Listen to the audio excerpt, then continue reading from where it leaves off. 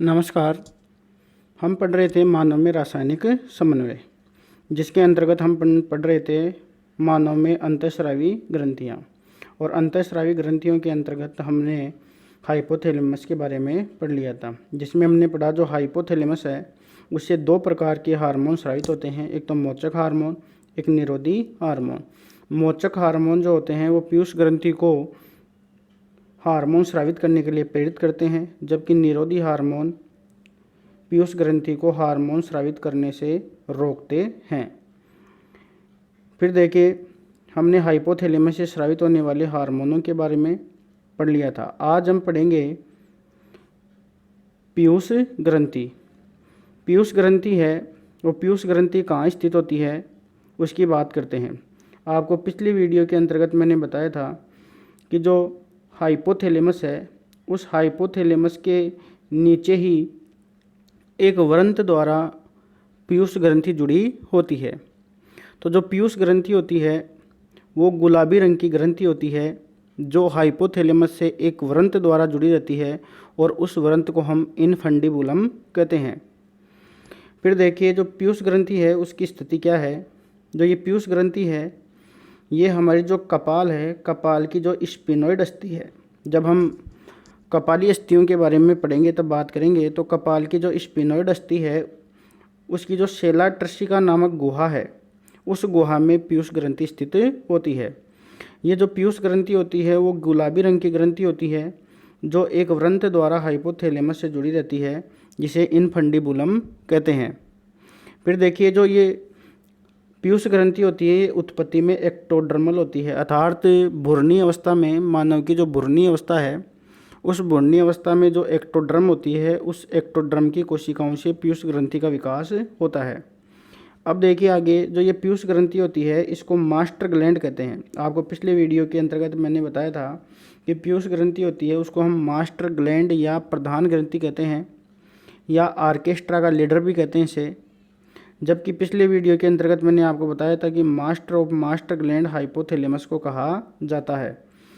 तो master gland है वो पीयूष ग्रंथि होती है, और जो पीयूष ग्रंथि होती है वो हाइपोथैलेमस के नीचे एक व्रंत द्वारा जुड़ी होती है।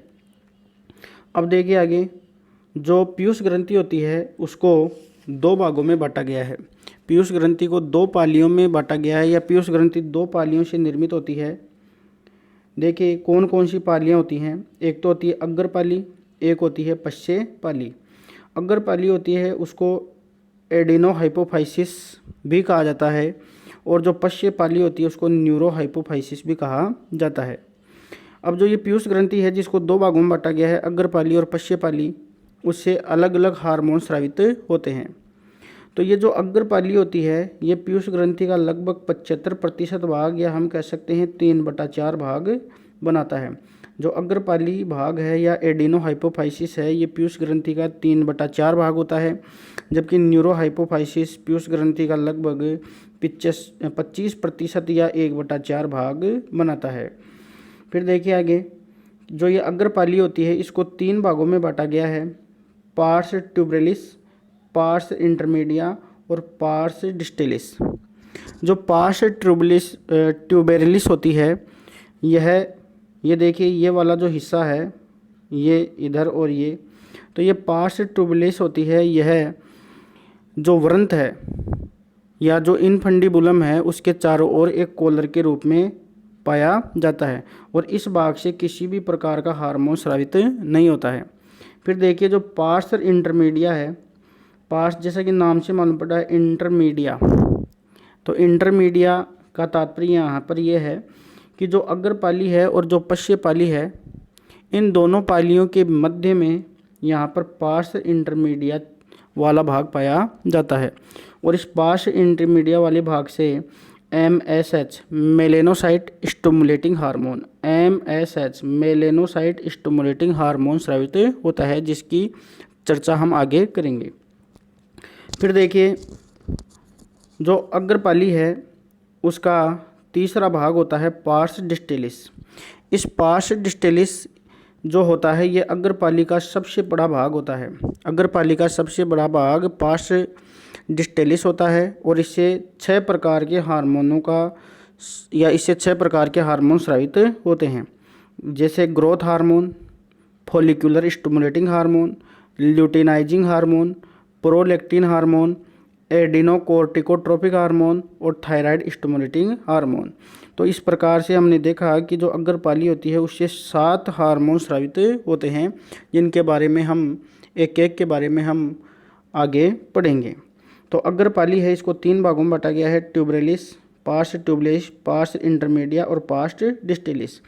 पार्स जो ट्यूबरेलिस है वह इनफंडिबुलम के चारों तरफ एक कॉलर के रूप में पाया जाता है, और जो पार्स इंटरमीडिया है वह अग्रपाली और पश्चपाली के बीच स्थित होता है और इससे मेलेनोसाइट स्टिमुलेटिंग हार्मोन स्रावित होता है।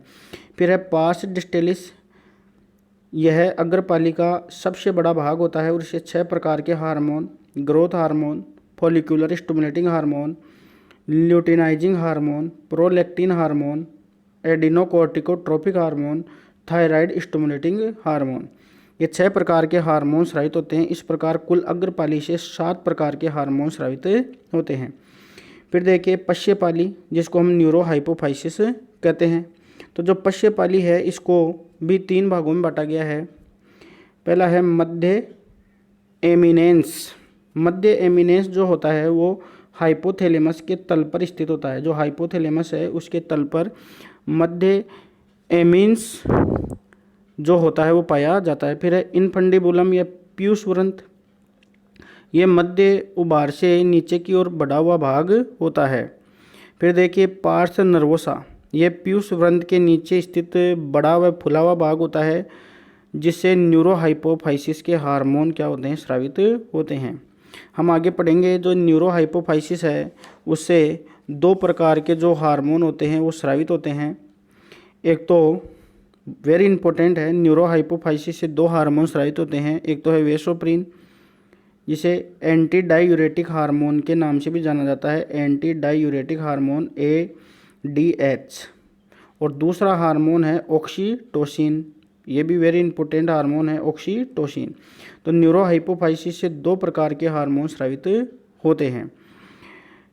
फिर देखिए जो पीयूष ग्रंथि होती है, तो इस प्रकार पीयूष ग्रंथि से हमने देखा 7 हार्मोन, तो ये 2 हार्मोन, ये टोटल यहाँ पर कितने हार्मोन हो गए, 9 हार्मोन स्रावित होते हैं। अब हमें एक एक हार्मोन के बारे में जानना है कि आपको दोबारा से इनको बार बार याद करना है कि पीयूष ग्रंथि से कौन कौन से हार्मोन स्रावित होते हैं। अब यहाँ पर क्वेश्चन क्या बनते हैं कि अग्रपाली से स्रावित होने वाले हार्मोन हैं, तो हार्मोनों का समूह दे दिया जाएगा। एक हार्मोन है वो यहाँ से दे दिया जाएगा। तो इस प्रकार से यहाँ पर आपको याद रखना है अग्रपाली से स्रावित होने वाले जो हार्मोन हैं, देखिए कौन कौन से हैं जो आपको याद कर लेने हैं, ताकि अगले जो आप आगे आप पढ़ेंगे तब इसमें आपको आसानी रहेगी। मेलेनोसाइट स्टिमुलेटिंग हार्मोन जो पार्स इंटरमीडिएट स्रावित होता है, growth hormone, follicular stimulating hormone, luteinizing hormone, prolactin hormone, adrenocorticotropic hormone, thyroid stimulating hormone, और न्यूरोहाइपोफाइसिस से ऑक्सीटोसिन और वेसोप्रिन नामक हार्मोन स्रावित होते हैं। अब हम जो अगला वीडियो है उसके अंतर्गत जो अग्रपाली है उससे स्रावित होने वाले जो हार्मोन हैं उन हार्मोनों के बारे में चर्चा करेंगे। उसके बाद में हम पश्चपाली से स्रावित होने वाले हार्मोनों के बारे में जानकारी लेंगे। तो आज के वीडियो में हमने पीयूष ग्रंथि की संरचना के बारे में जाना है। अब अगले वीडियो के अंतर्गत हम जो पीयूष ग्रंथि है उससे जो अलग अलग प्रकार के हार्मोन स्रावित होते हैं वो किस प्रकार से कार्य करते हैं, उनका हमारे शरीर में क्या योगदान है, उनके बारे में हम चर्चा करेंगे, तथा किस हार्मोन की कमी से और अधिकता से कौन से रोग होते हैं, इनके बारे में हम अगले वीडियो के अंतर्गत पढ़ेंगे। धन्यवाद।